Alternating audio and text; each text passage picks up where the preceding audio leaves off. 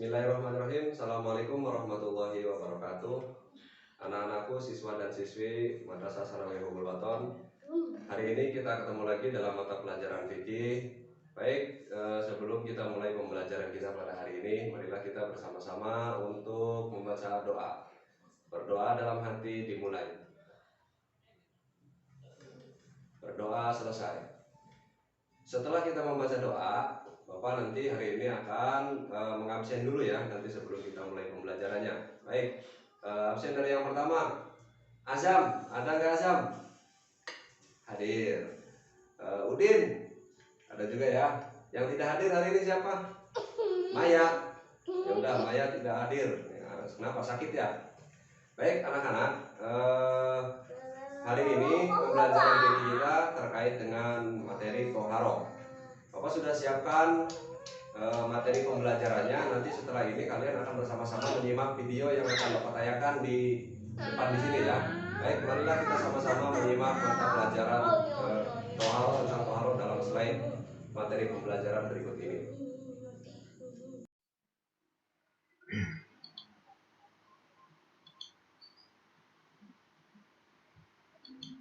Bismillahirrahmanirrahim. Assalamualaikum warahmatullahi wabarakatuh. Alhamdulillahirrabbilalamin. Wassalatu wassalamu ala asrofil anbiya wal mursalin wa ala alihi wa sahbihi ajmain. Anak-anakku, siswa dan siswi MTS Hubul Waton, alhamdulillah pada hari ini kita dapat bersama-sama belajar tentang bab 1, yaitu toharoh. Baiklah, sebelum kita mulai pembelajaran kita pada hari ini, marilah kita bersama-sama membaca doa di dalam hati. Berdoa dimulai.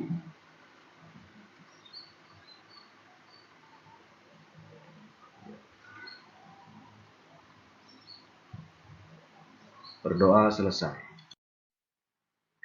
Mengawali pembelajaran kita tentang toharoh, marilah kita belajar tentang pengertian dan dalil toharoh. Menurut bahasa, toharoh artinya adalah bersuci. Sedangkan menurut istilah, toharoh artinya mensucikan diri, pakaian, dan tempat dari najis dan hadas. Ada beberapa dalil yang mendasari tentang pembelajaran toharoh. Yang pertama adalah Quran Surat Al-Baqarah ayat 222. Innallaha yuhibbut tawwabina wa yuhibbul mutatahhirin. Yang artinya, sesungguhnya Allah mencintai orang-orang yang bertaubat dan orang-orang yang mensucikan diri. Quran Surat Al-Baqarah ayat 222. Selain daripada itu, terdapat pula hadis Nabi Muhammad SAW yang berbunyi,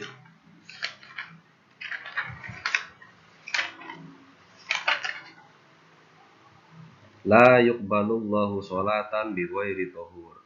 Artinya adalah Allah tidak menerima sholat seseorang yang tidak dalam keadaan suci. Hadis riwayat Muslim. Kemudian setelah kita tahu pengertian toharoh, maka kita selanjutnya adalah belajar tentang najis. Apa yang dimaksud dengan najis? Najis adalah kotoran yang melekat pada badan atau pakaian yang wajib disucikan. Ada berapa najis itu? Sekarang kita belajar tentang macam-macam najis. Yang pertama adalah najis mukhafafah atau najis dalam kategori ringan. Yang kedua, najis mutawasito atau najis dalam kategori sedang. Dan yang terakhir adalah najis muwalato atau najis dalam kategori berat. Maksud dengan najis mukhafafah, adalah najis air kencing anak-anak laki-laki yang berumur kurang dari 2 tahun dan belum memakan makanan apapun kecuali air susu ibunya saja. Bagaimana cara mencucikannya? Karena najis mukhofafa ini termasuk najis yang ringan, maka cara mencucikannya yang pertama cukup dibersihkan dulu najisnya. Yang kedua dengan cara memercikkan air ke benda atau tempat yang terkena najis. Dan langkah yang terakhir adalah dilap hingga najisnya kering. Yang kedua adalah najis mutawasito atau najis dalam kategori sedang. Najis mutawasito itu bisa terdiri dari darah atau kotoran manusia atau kotoran hewan, arak, bangkai, dan nanah. Bagaimana cara membersihkan najis mutawasito? Najis mutawasito ini terbagi menjadi dua, ada ainiyah dan hukmiyah. Cara membersihkannya adalah kalau najis mutawasito yang tergolong ke dalam ainiyah atau yang dapat terlihat wujud najisnya, maka harus dibersihkan dulu atau dibuang terlebih dahulu najisnya. Lalu langkah yang kedua, najis tersebut disiram dengan air mutlak. Apabila najis mutawasito ini tergolong ke dalam najis hukmiyah, dan cara mencucikannya adalah cukup disiram dengan air saja. Yang terakhir, najis mughaladoh. Najis mughaladoh atau najis dalam kategori berat. Najis apakah itu? Najis mughaladoh adalah najis dari air liur anjing dan babi, atau hal-hal atau perkara-perkara yang terlibat dari keduanya, baik itu dagingnya, kotorannya, tulangnya, dan yang lainnya. Kenapa najis mughaladoh ini termasuk najis yang berat? Karena cara mencucikannya yang cukup rumit.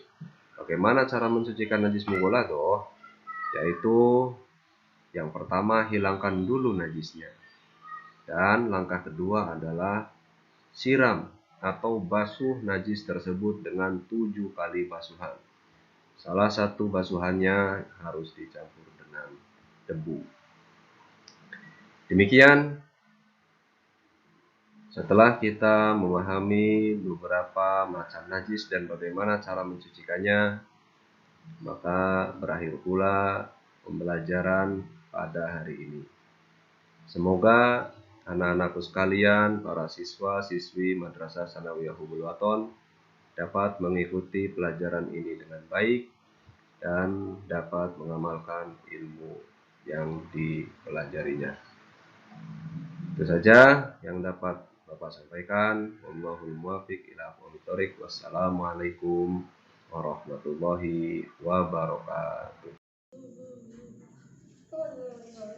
Setelah mengamati materi yang tadi ditayangkan di dalam materi pembelajaran, apa yang dapat kalian simpulkan dari materi tersebut? Kan Bapak tanya satu-satu ya. Azam, apa yang dimaksud dengan toharo? Nggak tahu. Azam nggak tahu. Tadi nyimak nggak materinya? Nggak nyimak ya? Tadi nggak nyimak.